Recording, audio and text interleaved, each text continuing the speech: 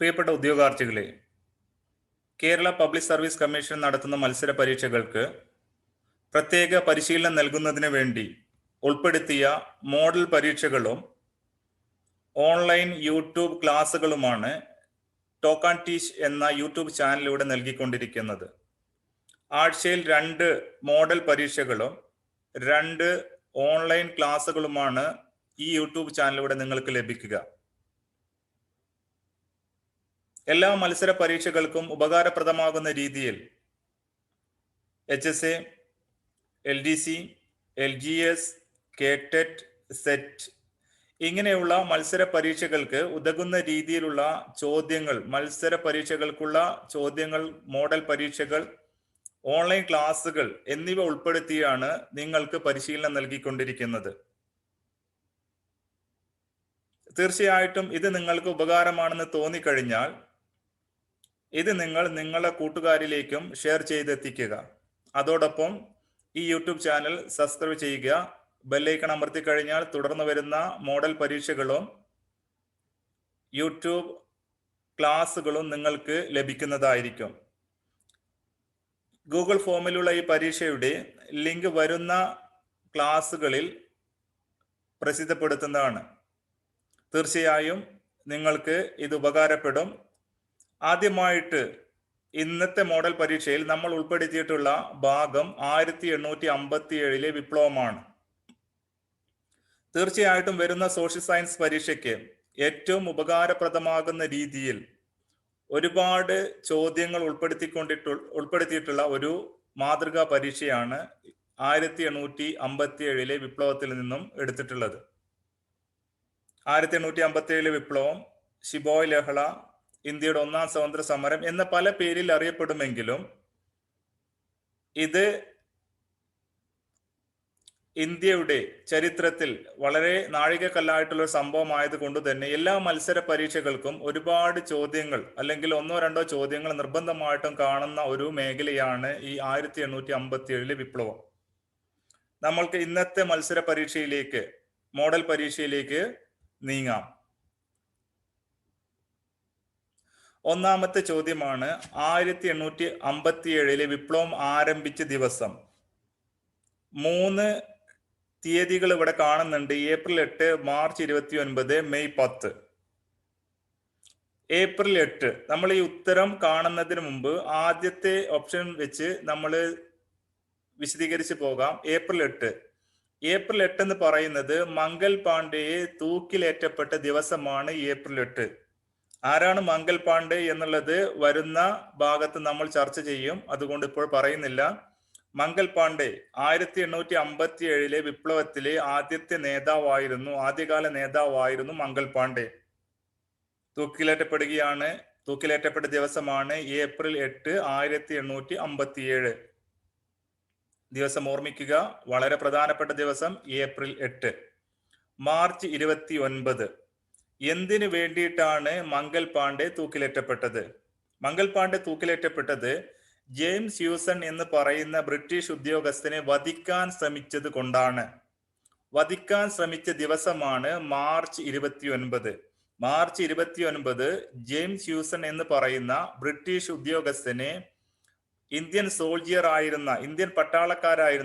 പട്ടാളക്കാരനായിരുന്ന മംഗൽ പാണ്ഡെ വധിക്കാൻ ശ്രമിച്ചു. ആ ദിവസമാണ് മാർച്ച് 29. തൽഫലമായി ഏപ്രിൽ 8 മംഗൽ പാണ്ഡെയെ ബ്രിട്ടീഷുകാർ തൂക്കിലേറ്റി.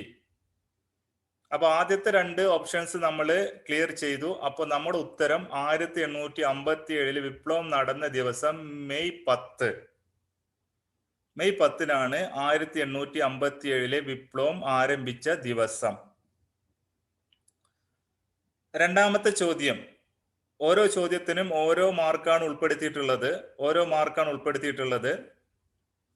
രണ്ടാമത്തെ ചോദ്യം, ദത്താവകാശ നിരോധന നിയമം കൊണ്ടുവന്നതാര്? ബ്രിട്ടീഷുകാർ ഇന്ത്യയിൽ പല രീതിയിലുള്ള പരിഷ്കാരങ്ങളും നിയമങ്ങളും കൊണ്ടുവന്നിട്ടുണ്ട്. അതിൽ ദത്താവകാശ നിരോധന നിയമം കൊണ്ടുവന്നതാര്? ഒന്നാമത്തേത് വെല്ലസ്ലി പ്രഭു കൊണ്ടുവന്നതാണ് സൈനിക സഹായ വ്യവസ്ഥ.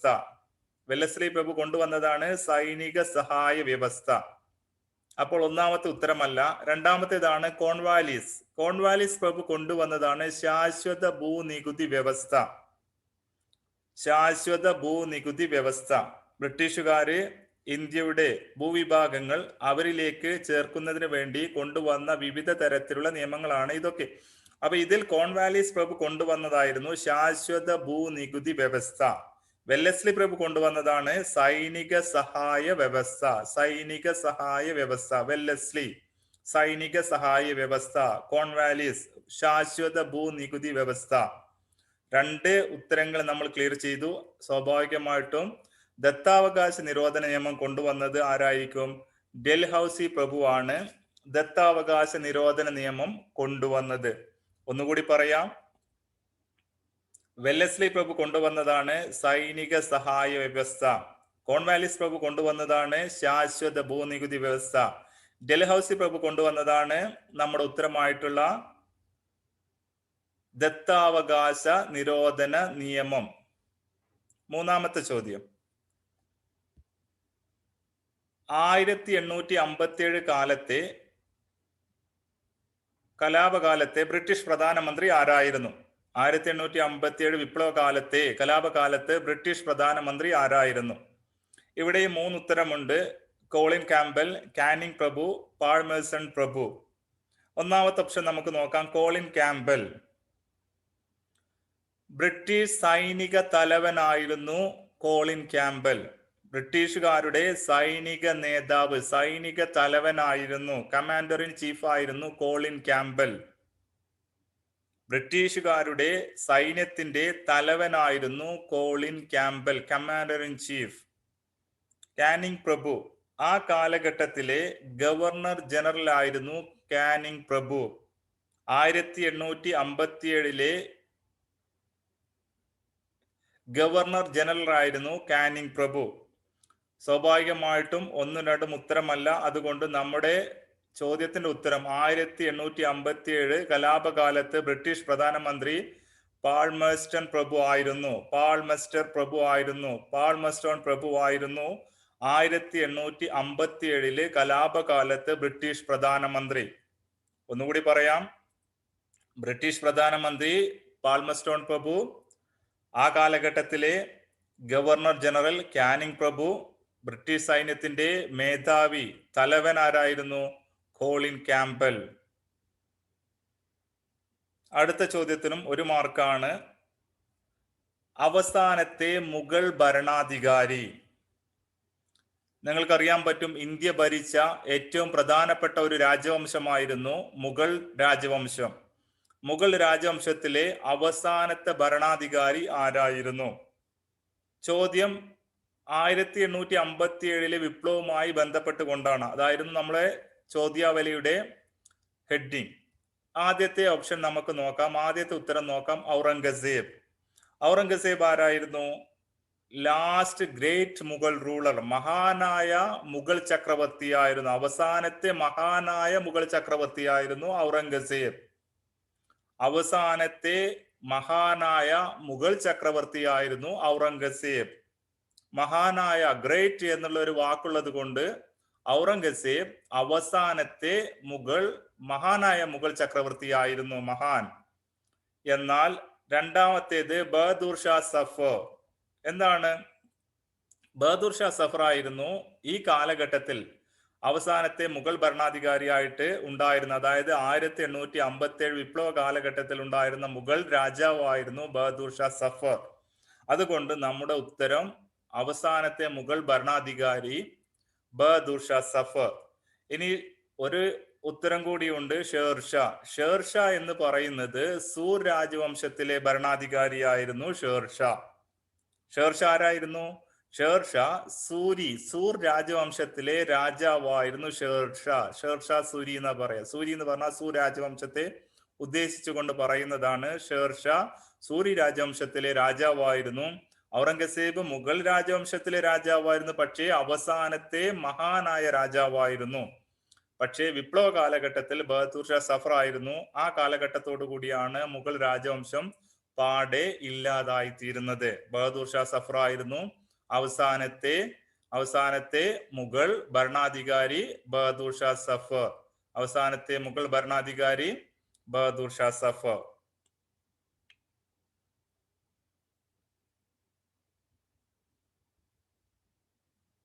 ഇനി അടുത്ത ചോദ്യം, 1857 വിപ്ലവത്തിന്റെ ആദ്യ രക്തസാക്ഷി. ആദ്യ രക്തസാക്ഷി എന്ന് പറയുമ്പോൾ ഞാൻ മുമ്പ് പറഞ്ഞു പോയി, മംഗൽ പാണ്ഡെയെ കുറിച്ച് നമ്മൾ ഇനിയും പറയുന്നു പറഞ്ഞു.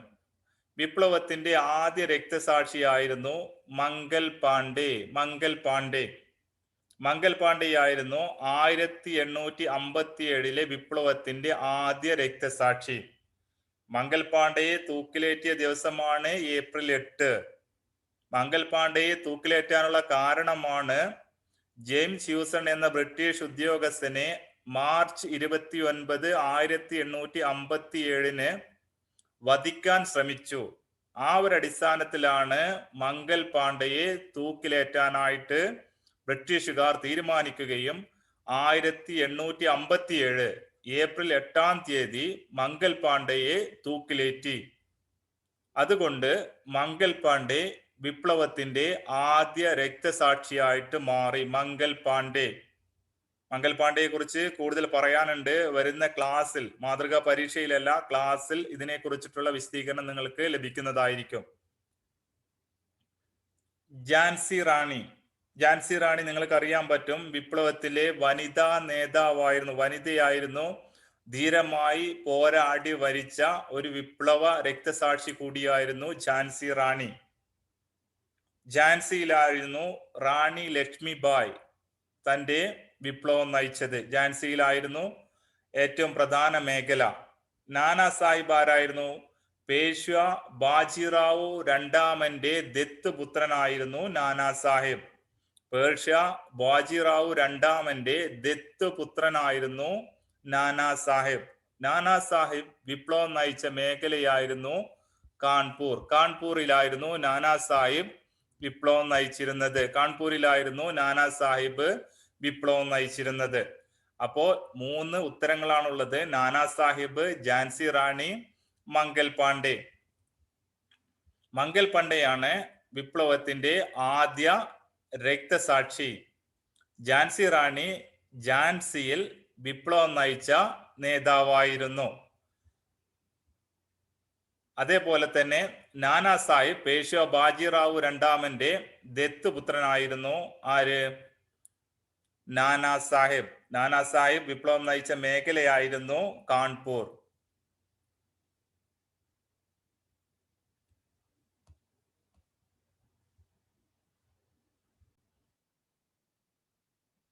വിപ്ലവ സമയത്ത് ഇന്ത്യൻ സൈനികർ ഉപയോഗിച്ച തോക്കിന്റെ പേര്. വിപ്ലവ സമയത്ത് ഇന്ത്യൻ സൈനികർ ഉപയോഗിച്ച തോക്കിന്റെ പേര് K53, F53, P53. എല്ലാം 53 ആണ്. അപ്പൊ ഒരു കാര്യം നമുക്ക് ഉറപ്പാണ്, 53 ആ ഭാഗത്ത് ആൻസർ ആയിട്ട് ഉത്തരമായിട്ടുണ്ടാകും.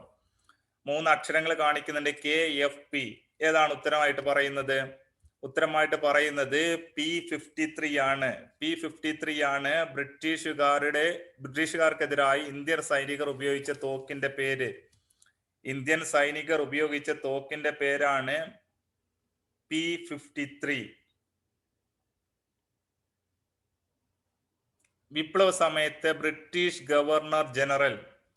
3 ഉത്തരങ്ങളാണ് പറയുന്നത്. മൗണ്ട് ബാറ്റൻ ഉണ്ട്, കാനിങ് ഉണ്ട്, കോൺവാലിസ് ഉണ്ട്.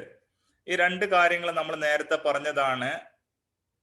Canning, Cornwallis. ആ സമയത്ത് നമ്മൾ ചർച്ച ചെയ്ത ഒരു വിഷയം കൂടിയാണ് കാനിങ്. ആരായിരുന്നു കാനിങ്? കാനിങ് ആയിരുന്നു ബ്രിട്ടീഷ് ഗവർണർ ജനറൽ. ആ കാലഘട്ടത്തിലെ ബ്രിട്ടീഷ് ഗവർണർ ജനറൽ ആയിരുന്നു കാനിങ് പ്രഭു. കോൺവാലിസ് ആരായിരുന്നു? കോൺവാലിസ് പ്രഭു ശാശ്വത ഭൂനികുതി കൊണ്ടുവന്ന വ്യക്തിയായിരുന്നു കോൺവാലിസ് പ്രഭു. കോൺവാലിസ് പ്രഭു ശാശ്വത ഭൂനികുതി വ്യവസ്ഥ കൊണ്ടുവന്ന വ്യക്തിയായിരുന്നു. മൗണ്ട് ബാറ്റൻ പ്രഭു ഇന്ത്യയിലെ അവസാനത്തെ വൈസ്രോയി ആയിരുന്നു. ഇന്ത്യയിലെ അവസാനത്തെ വൈസ്രോയി ആയിരുന്നു മൗണ്ട് ബാറ്റൻ. ഇന്ത്യയിലെ അവസാനത്തെ വൈസ്രോയി മൗണ്ട് ബാറ്റൻ. വിപ്ലവ സമയത്ത് ബ്രിട്ടീഷ് ഗവർണർ ജനറൽ കാനിങ് പ്രഭു ആയിരുന്നു. കോൺവാലിസ് പ്രഭുവിനെ നമ്മൾ ഓർക്കുന്നത് എങ്ങനെയാണ്? ശാശ്വത ഭൂനികുതി വ്യവസ്ഥ. ശാശ്വത ഭൂനികുതി വ്യവസ്ഥ 1857 വിപ്ലവത്തിന് കാരണമായിട്ടുണ്ട്. ആ ഒരു വ്യവസ്ഥ, ആ ഒരു നിയമം കൊണ്ടുവന്നത് കോൺവാലിസ് പ്രഭുവായിരുന്നു. ശാശ്വത ഭൂനികുതി വ്യവസ്ഥ കൊണ്ടുവന്നത് കോൺവാലിസ് പ്രഭുവായിരുന്നു. എന്നാൽ ആ സമയത്ത് ബ്രിട്ടീഷ് ഗവർണർ ജനറൽ ആരായിരുന്നു? കാനിങ് പ്രഭുവായിരുന്നു.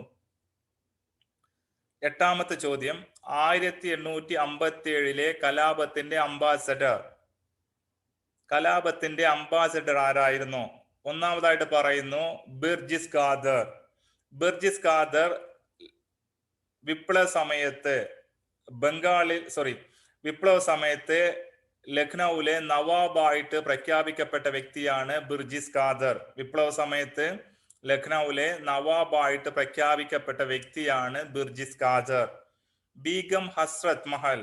ബീഗം ഹസ്രത് മഹൽ എന്ന് പറയുന്നത് ലഖ്നൗ, ആഗ്ര, അയോധ്യ തുടങ്ങിയ മേഖലയിൽ വിപ്ലവം നയിച്ച വനിതയായിരുന്നു ബീഗം ഹസ്രത് മഹൽ. ബിർജിസ് ഖാദറിനെ വിപ്ലവ കാലഘട്ടത്തിൽ ഔദിലെ നവാബായിട്ട് ലഖ്നൌവിലെ നവാബായിട്ട് പ്രഖ്യാപിക്കുകയാണ് ചെയ്യുന്നത്. ലഖ്നൌവിലെ നവാബായിട്ടാണ് ബിർജിസ് ഖാദറിനെ യുദ്ധകാലത്ത്, കലാപകാലത്ത് പ്രഖ്യാപിക്കുന്നത്. ബീഗം ഹസ്രത് മഹൽ ലഖ്നൗ, ആഗ്ര, അവധ്, അയോധ്യ തുടങ്ങിയ മേഖലയിൽ വിപ്ലവം നയിച്ച നേതാവായിരുന്നു. അസീമുല്ലാ ഖാനാണ് അവസാനത്തെ ഉത്തരം. സ്വാഭാവികമായിട്ടും 1857 കലാപത്തിന്റെ അംബാസിഡർ, 1857 കലാപത്തിന്റെ പ്രവാചകൻ എന്നൊക്കെ അറിയപ്പെടുന്നത് ആരാണ്? അസീമുല്ലാ ഖാനാണ്. 1857 കലാപത്തിന്റെ അംബാസിഡർ ആരാണ്? അസീമുല്ലാ ഖാൻ. വിപ്ലവത്തിന്റെ അടിസ്ഥാന ഫലം. വിപ്ലവത്തിന്റെ അടിസ്ഥാന ഫലം എന്തായിരുന്നു? ഈസ്റ്റ് ഇന്ത്യ കമ്പനി ഭരണം ഇന്ത്യയിൽ അവസാനിച്ചു. ഈസ്റ്റ് ഇന്ത്യ കമ്പനി ഭരണം ഇന്ത്യയിൽ അവസാനിച്ചു. 1857 വരെ ഇന്ത്യ ഭരിച്ചിരുന്നത് ബ്രിട്ടീഷ് ഈസ്റ്റ് ഇന്ത്യ കമ്പനി ആയിരുന്നു. 1857 കൂടി ഈസ്റ്റ് ഇന്ത്യ കമ്പനിയുടെ ഭരണം ഇന്ത്യയിൽ അവസാനിച്ചു. ദത്താവകാശ നിരോധന നിയമം പിൻവലിച്ചു. അതേപോലെ തന്നെ ഗവർണർ ജനറൽ പദവി ആരംഭിച്ചു. ഗവർണർ ജനറൽ പദവി ആരംഭിക്കുകയല്ല, അവസാനിക്കുകയാണ് ചെയ്തത്. ഗവർണർ ജനറൽ പദവി അവസാനിച്ചു. ദത്താവകാശ നിരോധന നിയമം പിൻവലിച്ചത് 1859 കാനിങ് പ്രഭുവാണ് ദത്താവകാശ നിരോധന നിയമം പിൻവലിക്കുന്നത് 1859. ഒന്നുകൂടി ഓർമ്മിക്കുക, ഈസ്റ്റ് ഇന്ത്യ കമ്പനിയുടെ ഭരണം ഇന്ത്യയിൽ അവസാനിച്ചതാണ് വിപ്ലവത്തിന്റെ അടിസ്ഥാന ഫലം. 1857 വരെ ഇന്ത്യ ഭരിച്ചിരുന്നത് ബ്രിട്ടീഷ് ഈസ്റ്റ് ഇന്ത്യ കമ്പനി ആയിരുന്നു. ബ്രിട്ടീഷ് ഈസ്റ്റ് ഇന്ത്യ കമ്പനിയിൽ നിന്നും ഭരണം നേരിട്ട് രാജ്ഞി ഏറ്റെടുക്കുന്ന അവസ്ഥ 1857 ശേഷം ആരംഭിച്ചു. ദത്താവകാശ നിരോധന നിയമം പിൻവലിച്ചു. ദത്താവകാശ നിരോധന നിയമം പിൻവലിക്കുന്നത് 1859. വളരെ പ്രധാനപ്പെട്ട ഒരു വർഷമാണ്. 1859 ദത്താവകാശ നിരോധന നിയമം പിൻവലിക്കുന്നത്. ഗവർണർ ജനറൽ പദവി ആരംഭിക്കുകയല്ല, അവസാനിക്കുകയാണ്. എങ്ങനെയാണ് സംഭവിച്ചത്? ഗവർണർ ജനറൽ എന്നുള്ള പദവി അവസാനിച്ച് അത് വൈസ്രോയ് എന്നുള്ള പദവിയായി മാറി വിപ്ലവ ശേഷം. ഇനി അടുത്ത ചോദ്യം, 1857 വിപ്ലവത്തിന്റെ ബുദ്ധി കേന്ദ്രം ആരായിരുന്നു? ബുദ്ധി കേന്ദ്രം നാനാ സാഹിബ് ആയിരുന്നു. ബുദ്ധി കേന്ദ്രം നാനാ സാഹിബ് ആരാണെന്ന് നമ്മൾ മുമ്പ് പറഞ്ഞതാണ്. പേഷ്വാ ബാജിറാവുവിന്റെ ദത്ത് പുത്രനാണ് നാനാ സാഹിബ്. കാൺപൂരിലായിരുന്നു നാനാ സാഹിബ് വിപ്ലവം നയിച്ചത്. വിപ്ലവത്തിന്റെ ബുദ്ധി കേന്ദ്രം എന്നാണ് അദ്ദേഹം അറിയപ്പെടുന്നത്. കാൺപൂരിൽ വിപ്ലവം നയിച്ച നേതാവായിരുന്നു നാനാ സാഹിബ്. പേഷ്വാ ബാജിറാവു രണ്ടാമന്റെ ദത്ത് പുത്രനായിരുന്നു നാനാ സാഹിബ്. കൺവർ സിംഗ് ആരായിരുന്നു? കൺവർ സിംഗ് ബീഹാർ, ജഗദീഷ്പൂർ എന്നീ മേഖലയിൽ വിപ്ലവം നയിച്ച നേതാവായിരുന്നു കൺവർ സിംഗ്. 1857 വിപ്ലവത്തിൽ ബീഹാർ, ജഗദീഷ്പൂർ എന്നീ ഭാഗത്ത് വിപ്ലവം നയിച്ച നേതാവായിരുന്നു കൺവർ സിംഗ്. താന്തിയ തോപ്പി ഗോളിയോറിൽ വിപ്ലവം നയിച്ച നേതാവായിരുന്നു. ഗോളിയോറിൽ ഒരു പ്രത്യേക യുദ്ധമുറ രീതി, ഒളിപ്പോർ എന്നൊക്കെ പറയും, ഒളിച്ചിരുന്ന് ആക്രമിക്കുന്ന രീതി കൊണ്ടുവന്ന അല്ലെങ്കിൽ അതിൽ പ്രാവീണ്യം നേടിയ ഒരു വ്യക്തിയായിരുന്നു താന്തിയ തോപ്പി വിപ്ലവം നയിച്ച മേഖലയായിരുന്നു ഗോളിയോർ. ഇനി വിപ്ലവത്തെ കുറിച്ചിട്ടുള്ള വിശേഷണങ്ങളാണ്. വിപ്ലവത്തെ കുറിച്ച് ആഭ്യന്തര കലാപം എന്ന് വിശേഷിപ്പിച്ചത് എസ് ബി ചൗധരിയാണ്. ആഭ്യന്തര കലാപം എന്ന് വിശേഷിപ്പിച്ചത്. ആരാണ് വിശേഷിപ്പിച്ചത്? 1857 വിപ്ലവത്തെ ആഭ്യന്തര കലാപം എന്ന് വിശേഷിപ്പിച്ചത് എസ് പി ചൗധരിയാണ്. RC മജുംദാർ ആദ്യത്തേതല്ല, ദേശീയ തലത്തിലുള്ളതല്ല, ഇന്ത്യൻ സ്വതന്ത്ര സമരവുമല്ല എന്നാ പറഞ്ഞത്. ആദ്യത്തെ കലാപമല്ല, ദേശീയ നേതൃത്വത്തിലുള്ള കലാപമല്ല, ദേശീയ തലത്തിലുള്ള കലാപമല്ല, സ്വാതന്ത്ര്യ സമരവുമല്ല എന്നാണ് RC മജുംദാർ പറഞ്ഞത്. ബിപിൻ ചന്ദ്ര ആധുനിക കാലഘട്ടത്തിൽ ആധുനിക ഇന്ത്യയെ കുറിച്ച് പുസ്തകം എഴുതിയ വ്യക്തിയാണ്. അപ്പൊ നമ്മൾ ഉത്തരം എന്ന് പറയുന്നത് എസ് പി ചൗധരി. 1857 വിപ്ലവത്തെ ആഭ്യന്തര കലാപം എന്ന് വിശേഷിപ്പിച്ചത് S P Chaudhuri. Bipan Chandra modern India എന്ന പേരിൽ പുസ്തകം എഴുതിയ വ്യക്തിയാണ്. RC മജുംദാർ എന്ന് പറയുന്നത് ആദ്യത്തെ കലാപമല്ല, ദേശീയ തലത്തിലുള്ളതല്ല, സ്വാതന്ത്ര്യ സമരവുമല്ല. RC മജുംദാർ ഒരു പുസ്തകം എഴുതിയിട്ടുണ്ട്, Sepoy Mutiny and Revolt of 1857. Sepoy Mutiny and Revolt of 1857. 1857 വിപ്ലവത്തെ കുറിച്ചിട്ടുള്ള ഒരുപാട് പുസ്തകങ്ങളുണ്ട്, ഒരുപാട് എഴുത്തുകാരുണ്ട്. ഇവരെ കുറിച്ചിട്ട് നമ്മുടെ ക്ലാസ്സിൽ നമ്മൾ എക്സ്പ്ലെയിൻ ചെയ്തിട്ടുണ്ട്. എന്നിരുന്നാലും പറയുകയാണ്, RC മജുംദാറിന്റെ പുസ്തകം ഏറ്റവും പ്രധാനപ്പെട്ട പുസ്തകമാണ് Sepoy Mutiny and Revolt of 1857. Sepoy Mutiny and Revolt of 1857 എഴുതിയതാരാണ്? RC മജുംദാർ എഴുതിയ പുസ്തകമാണ് Sepoy Mutiny and Revolt of 1857. എന്നാൽ കലാപത്തെ ആഭ്യന്തര കലാപം എന്ന് വിശേഷിപ്പിച്ചത് എസ് പി ചൗധരിയാണ്. ഇന്ത്യയിൽ മുഗൾ ഭരണത്തിന് അന്ത്യം കുറിച്ചത്, നമ്മളെ വിഷയം എന്ന് പറയുന്നത് എന്താണ്? 1857 വിപ്ലവം. മുഗൾ ഭരണത്തിലെ അവസാനത്തെ ഭരണാധികാരി ആരാണ്? ബഹദൂർ ഷാ സഫർ. സ്വാഭാവികമായിട്ടും ഉത്തരം ഏതായിരിക്കും? 1857 വിപ്ലവം. ഇന്ത്യയിൽ മുഗൾ ഭരണത്തിന് അന്ത്യം കുറിച്ചത് 1857 വിപ്ലവമായിരുന്നു. കാരണം മുഗൾ ഭരണവംശത്തിലെ അവസാനത്തെ രാജാവായിരുന്നു ബഹദൂർ ഷാ സഫർ.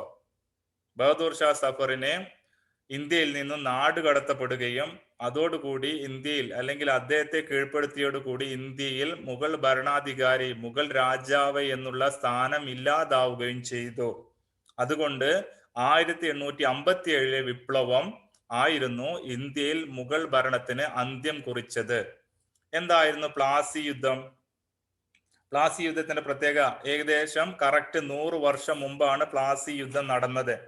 പ്ലാസി യുദ്ധം എന്ന് പറഞ്ഞാൽ ഇന്ത്യയിൽ ബ്രിട്ടീഷ് ഭരണത്തിന് അടിത്തറ പാകിയ യുദ്ധം. ഇന്ത്യയിൽ ബ്രിട്ടീഷ് ഭരണത്തിന് അടിത്തറ പാകിയ യുദ്ധമായിരുന്നു പ്ലാസി യുദ്ധം. 1757 വിപ്ലവത്തിന് 100 വർഷം, കറക്റ്റ് 100 വർഷം മുമ്പ് 1757 പ്ലാസി യുദ്ധം. എന്നാൽ നമ്മൾ ഇന്ത്യയിൽ മുഗൾ ഭരണത്തിന് അന്ത്യം കുറിച്ച യുദ്ധം, അതിന് നമ്മുടെ ഉത്തരമായിട്ട് ഉള്ളത് ഏതാണ്? 1857 വിപ്ലവമാണ് ഇന്ത്യയിൽ മുഗൾ ഭരണത്തിന് അന്ത്യം കുറിച്ചത്. പ്ലാസി യുദ്ധമായിരുന്നു ഇന്ത്യയിൽ ബ്രിട്ടീഷ് ഭരണത്തിന് അടിത്തറ പാകിയത്. വർഷം എന്നാണ്? 1757, 1757. ഇനി പാനിപ്പത്ത് യുദ്ധം എന്ന് പറയുന്നത് ഇന്ത്യയിൽ മുഗൾ വംശം സ്ഥാപിക്കപ്പെട്ട യുദ്ധമായിരുന്നു. പാനിപ്പത്ത് യുദ്ധം 1526 ഒന്നാം പാനിപ്പത്ത് യുദ്ധം നടക്കുന്നത്.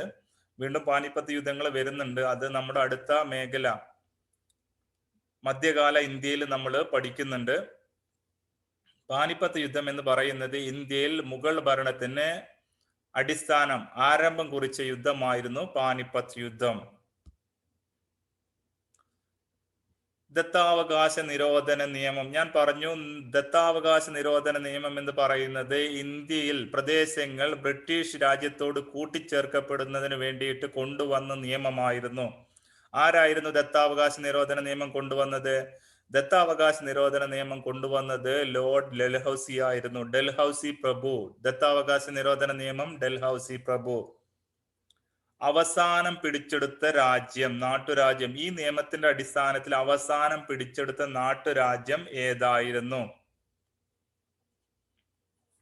ദത്താവകാശ നിരോധന നിയമപ്രകാരം അവസാനമായി പിടിച്ചെടുത്ത നാട്ടുരാജ്യമായിരുന്നു അവധ്. അവധായിരുന്നു അവസാനമായി കൂട്ടിച്ചേർത്ത നാട്ടുരാജ്യം.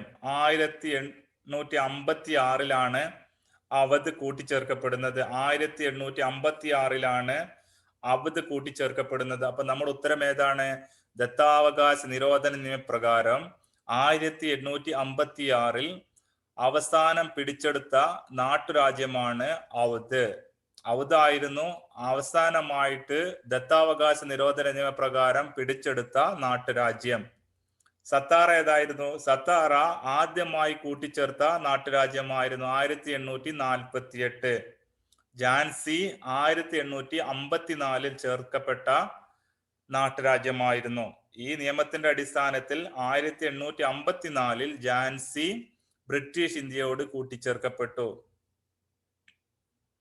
സിംഹം എന്ന് പറയുമ്പോൾ നിങ്ങൾക്ക് അറിയാൻ പറ്റും, ഏറ്റവും ധൈര്യമുള്ള ഒരു ജീവി എന്നുള്ള അർത്ഥത്തിലാണ് നമ്മൾ കാണുന്നത്. പല പേരിൽ പല സിംഹങ്ങളെയും നമ്മൾ പഠിച്ചിട്ടുണ്ട്. ബീഹാർ സിംഹം എന്ന പേരിൽ അറിയപ്പെടുന്നത് ആരായിരുന്നു? ബീഹാർ സിംഹം. ബീഹാർ സിംഹം എന്ന് പറയുന്നത് കൺവർ സിംഗ് ആണ്. ബീഹാർ സിംഹം എന്നറിയപ്പെടുന്നത് കൺവർ സിംഗ്.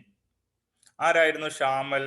ഷാമൽ എന്ന് പറയുന്ന ബറോട്ട് പർഗാനയിലെ നവാബായിരുന്നു ഷാമൽ. യുപിയിലെ ഒരു കൂട്ടം സ്ഥലങ്ങളുടെ മൊത്തത്തിലുള്ള പേരായിരുന്നു ബറോട്ട് പർഗാന. ഈ ബറോട്ട് പർഗാനയിലെ നവാബായിരുന്നു ഷാമൽ എന്ന് പറയുന്നത്.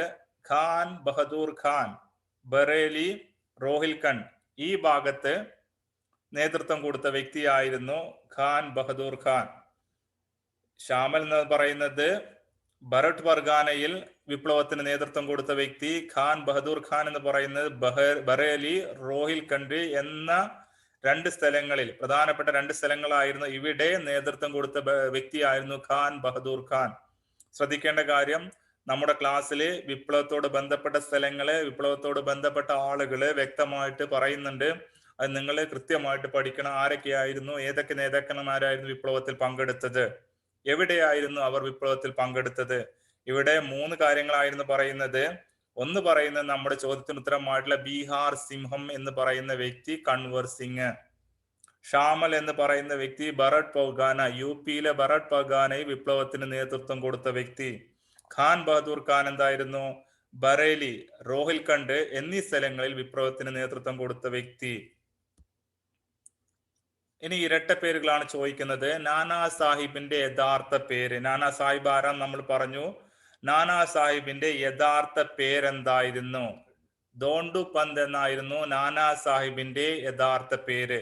സ്വാഭാവികമായിട്ടും രണ്ടാമത് വരുന്ന ഉത്തരവും മൂന്നാമത് വരുന്ന ഉത്തരവും. രാമചന്ദ്ര പാണ്ഡുരംഗ. ആരായിരുന്നു രാമചന്ദ്ര പാണ്ഡുരംഗ? രാമചന്ദ്ര പാണ്ഡുരംഗ താന്തിയ തോപ്പിയായിരുന്നു രാമചന്ദ്ര പാണ്ഡുരംഗ. നാനാ സാഹിബിന്റെ മറ്റൊരു പേരാണ് ദോണ്ടു പന്ത്. നാനാ സാഹിബ് ദോണ്ടു പന്ത്. എന്നാൽ താന്തിയ തോപ്പിയുടെ രണ്ടാമത്തെ മറ്റൊരു പേരായിരുന്നു രാമചന്ദ്ര പാണ്ഡുരംഗ. നമ്മൾ താന്തിയ തോപ്പി എന്ന് പറയും, പക്ഷേ യഥാർത്ഥ പേര് രാമചന്ദ്ര പാണ്ഡുരംഗ. മൂന്നാമത്തേത് മണികർണ. യഥാർത്ഥത്തിൽ ഇത് മണികർണയല്ല, മണികർണിക. മണികർണികയാണെങ്കിൽ ആരായിരുന്നു? ഝാൻസി റാണിയുടെ മറ്റൊരു പേരാണ് മണികർണിക. ഝാൻസി റാണി ഝാൻസിയിൽ വിപ്ലവം നയിച്ച നേതാവായിരുന്നു, വനിതയായിരുന്നു.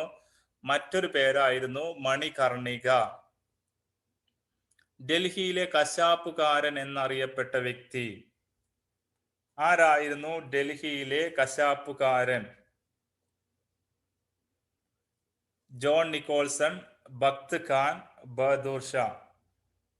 ബക്ത് ഖാൻ ഡൽഹിയിൽ വിപ്ലവം നയിച്ച നേതാവായിരുന്നു ബക്ത് ഖാൻ. ഡൽഹിയിൽ വിപ്ലവം നയിച്ച മറ്റൊരു നേതാവായിരുന്നു ബഹദൂർ ഷാ. എന്നാൽ ഡൽഹിയിൽ വിപ്ലവം അടിച്ചമർത്തിയത് ജോൺ നിക്കോൾസൺ ആയിരുന്നു. അതുകൊണ്ട് ഡൽഹിയിലെ കശാപ്പുകാരൻ എന്നാണ് അദ്ദേഹം അറിയപ്പെടുന്നത്. ഒന്നുകൂടി പറയാം, ഇന്ത്യയില് 1857 കലാപം നടക്കുന്നത് തുടങ്ങുന്നത് മീററ്റിലാണ്. മീററ്റിൽ തുടങ്ങിയതിനു ശേഷം ആദ്യമായിട്ട് ബ്രിട്ടീഷുകാരിൽ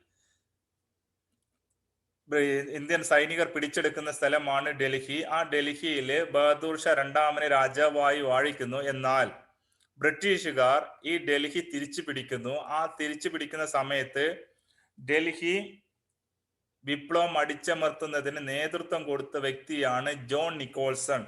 അദ്ദേഹം അറിയപ്പെടുന്നതാണ് ഡൽഹിയിലെ കശാപ്പുകാരൻ. സ്വാഭാവികമായിട്ടും ധാരാളം ആളുകൾ മരണപ്പെട്ടിരിക്കാം. അതുകൊണ്ടായിരിക്കാം ഇത്തരം ഒരു പേര് അദ്ദേഹത്തിന് കിട്ടിയത്. എന്നാൽ ഡൽഹിയില് കലാപ സമയത്ത് ഇന്ത്യൻ സൈനികർ ബഹദൂർ ഷാ രണ്ടാമനെ, ബഹദൂർ ഷാ സഫർ എന്ന് പറയും, മുഗൾ രാജാവായിരുന്നു, അവസാനത്തെ മുഗൾ രാജാവായിരുന്നു. നമ്മൾ പഠിച്ചതാണ്. ഇന്ത്യയുടെ ഭരണാധികാരിയായിട്ട് പ്രഖ്യാപിച്ചു. അതേ ഭാഗത്ത് വിപ്ലവം നയിച്ച മറ്റൊരു നേതാവായിരുന്നു ബക്ത് ഖാൻ.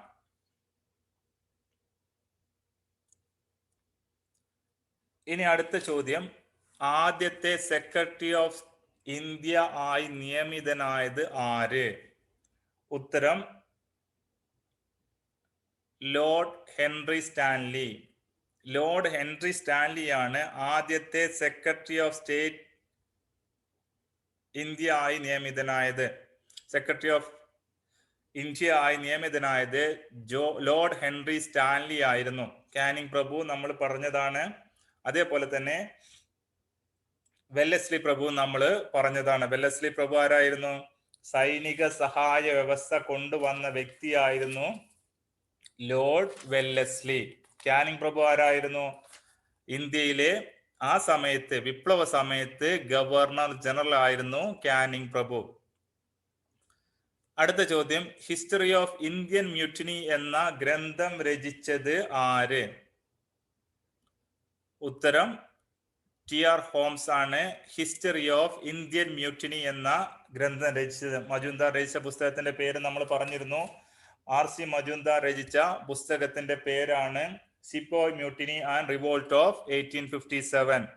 എന്നാൽ ഹിസ്റ്ററി ഓഫ് ഇന്ത്യൻ മ്യൂട്ടിനി എന്ന ഗ്രന്ഥം രചിച്ചത് ടി.ആർ. ഹോംസ് ആണ്. ഇത് നിങ്ങൾക്ക് തെറ്റുവരുത്താവുന്ന ഒരു ചോദ്യമാണ്. ഹിസ്റ്ററി ഓഫ് ഇന്ത്യൻ മ്യൂട്ടിനി എന്ന ഗ്രന്ഥം രചിച്ചത് ടി.ആർ. ഹോംസ്.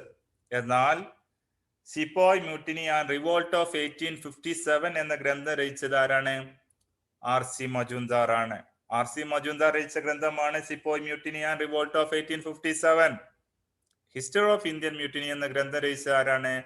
ടി.ആർ. ഹോംസ്. ഈ ചോദ്യം നമ്മൾ ആൾറെഡി പറഞ്ഞതാണ്. മണികർണിക എന്നറിയപ്പെട്ടിരുന്ന കലാപകാരി. ഝാൻസി റാണിയുടെ മറ്റൊരു പേരാണ് മണികർണിക. മണികർണിക എന്ന പേരിൽ അറിയപ്പെട്ടിരുന്ന ആളാണ് ഝാൻസി റാണി. ഝാൻസി റാണി. ഹസ്രത്ത് മഹൽ എന്ന് പറയുന്നത് ലഖ്നൗ, ആഗ്ര, അയോധ്യ തുടങ്ങിയ മേഖലയിൽ വിപ്ലവം നയിച്ച സ്ത്രീ ആയിരുന്നു, വനിതയായിരുന്നു ബീഗം ഹസ്രത്ത് മഹൽ. പ്രീതിലത വഡേക്കർ ആദ്യത്തെ വനിതാ രക്തസാക്ഷിയാണ്. പ്രീതിലത വഡേക്കർ 1857 വിപ്ലവ കാലഘട്ടത്തിൽ കൊല്ലപ്പെട്ട വനിതയാണ് പ്രീതിലത വഡേക്കർ. വനിതാ രക്തസാക്ഷി ആദ്യത്തെ വനിതാ രക്തസാക്ഷിയാണ് പ്രീതിലത വഡേക്കർ. ഒന്നുകൂടി പറയാം, ഹസ്രത്ത് മഹൽ, അയോധ്യ, ലഖ്നൗ, അവധ് ഇവിടെയൊക്കെ വിപ്ലവം നയിച്ച വനിതയായിരുന്നു ബീഗം ഹസ്രത്ത് മഹൽ. എന്നാൽ ഝാൻസി റാണി ആണ് മണികർണിക എന്ന പേരിൽ അറിയപ്പെട്ടിരുന്നത്. ഝാൻസി റാണിയുടെ മറ്റൊരു പേര് മണികർണിക. പ്രീതിലത വഡേക്കർ വനിതയായിരുന്നു. ആദ്യ വനിത രക്തസാക്ഷിയായിരുന്നു പ്രീതിലത വഡേക്കർ. ആദ്യ രക്തസാക്ഷി മംഗൽ പാണ്ഡെ. ഇനി 20ാമത്തെ ചോദ്യം. മൂന്നാം നെപ്പോളിയൻ എന്നറിയപ്പെട്ടിരുന്നത് വിപ്ലവത്തോട് ബന്ധപ്പെട്ടാണ്. ആരായിരുന്നു മൂന്നാം നെപ്പോളിയൻ എന്നറിയപ്പെട്ടിരുന്നത്? നെപ്പോളിയൻ ആരാണെന്ന് നിങ്ങൾക്ക് അറിയാൻ പറ്റും. മൂന്നാം നെപ്പോളിയൻ എന്നറിയപ്പെട്ടിരുന്നത് ആരായിരുന്നു?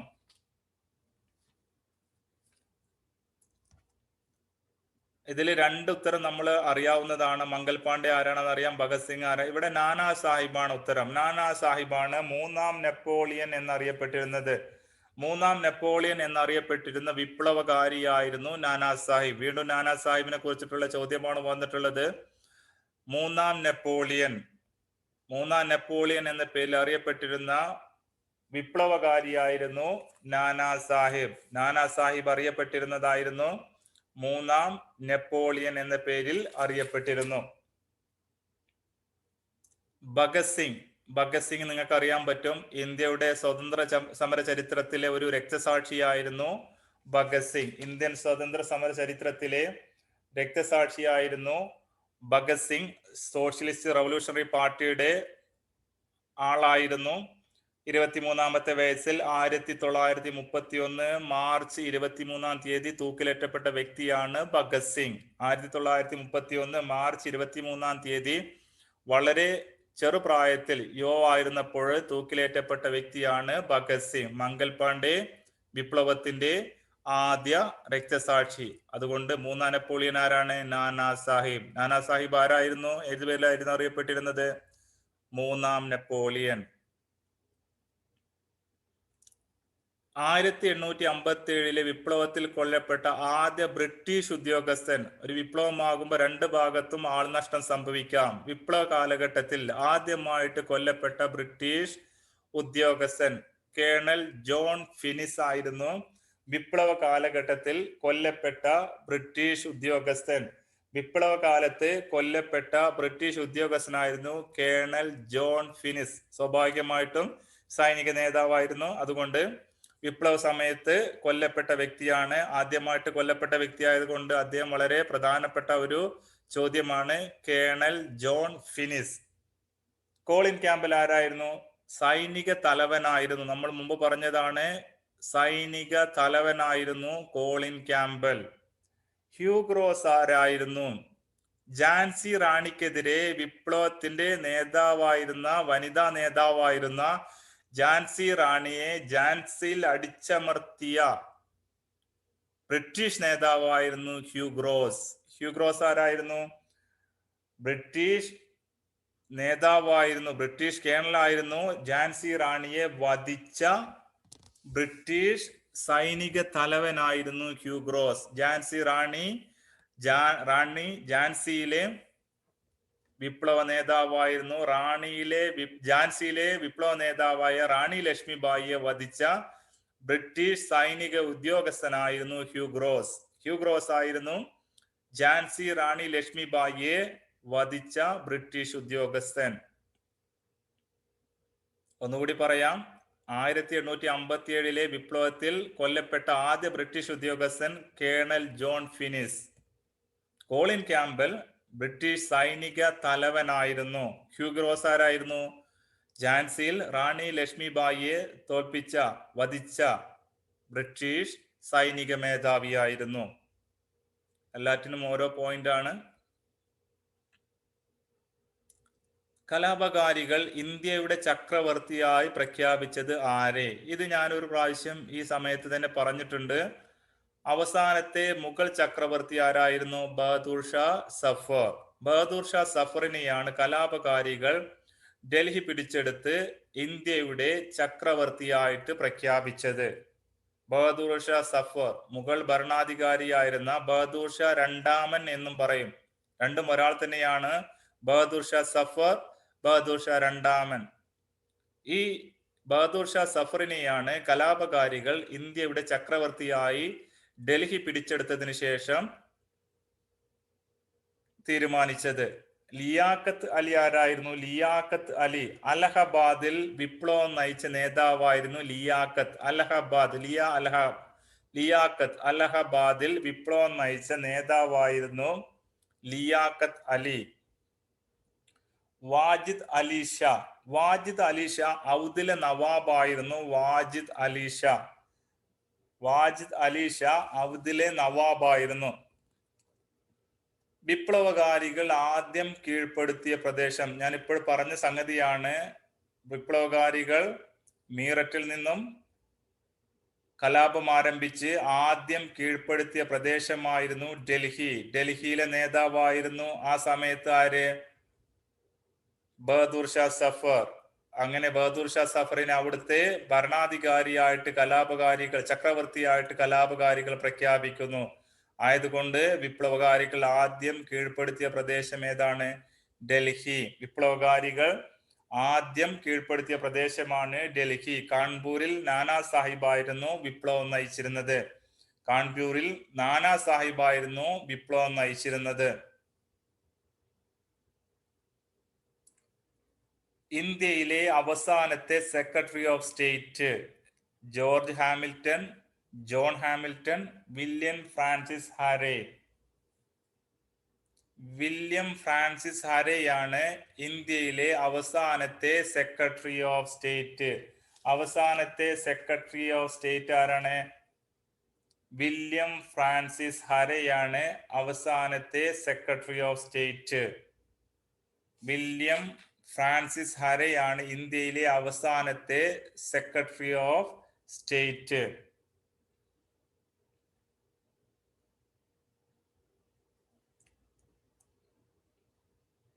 ഇനി അവസാനത്തെ ചോദ്യം, ഝാൻസി റാണിയുടെ കുതിരയുടെ പേര്? ബാദൽ, ചേതക്, ചബേലി.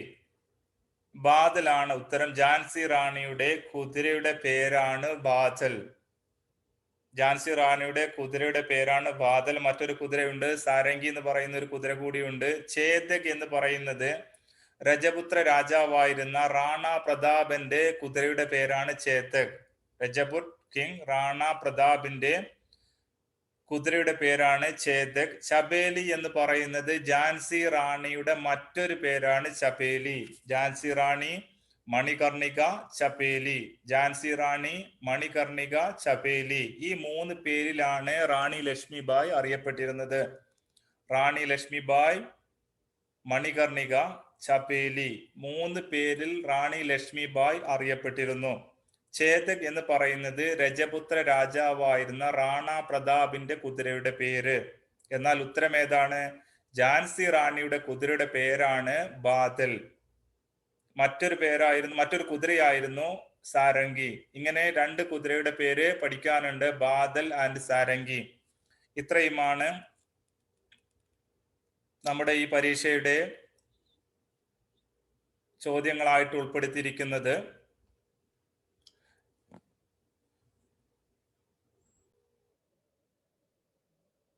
ഇതൊരു ഗൂഗിൾ ഫോം ക്വസ്റ്റ്യൻസ് ആണ്. ലിങ്ക് ഞാൻ അടുത്ത ക്ലാസ്സുകളിലൂടെയായിട്ട് നിങ്ങളിൽ എത്തിക്കും. യൂട്യൂബിൽ ഞാനത് സബ്സ്ക്രിപ്ഷനിൽ കൊടുക്കാവുന്നതാണ്. നിങ്ങൾ ഈ ക്വസ്റ്റ്യന് നിങ്ങളായിട്ട് ചെയ്തതിന് ശേഷം സബ്മിഷൻ കൊടുക്കുക. അപ്പോൾ നിങ്ങളെ മാർക്ക് അതിൽ കാണിക്കും, നിങ്ങൾക്ക് തെറ്റിയ ക്വസ്റ്റ്യൻസ് കാണിക്കും.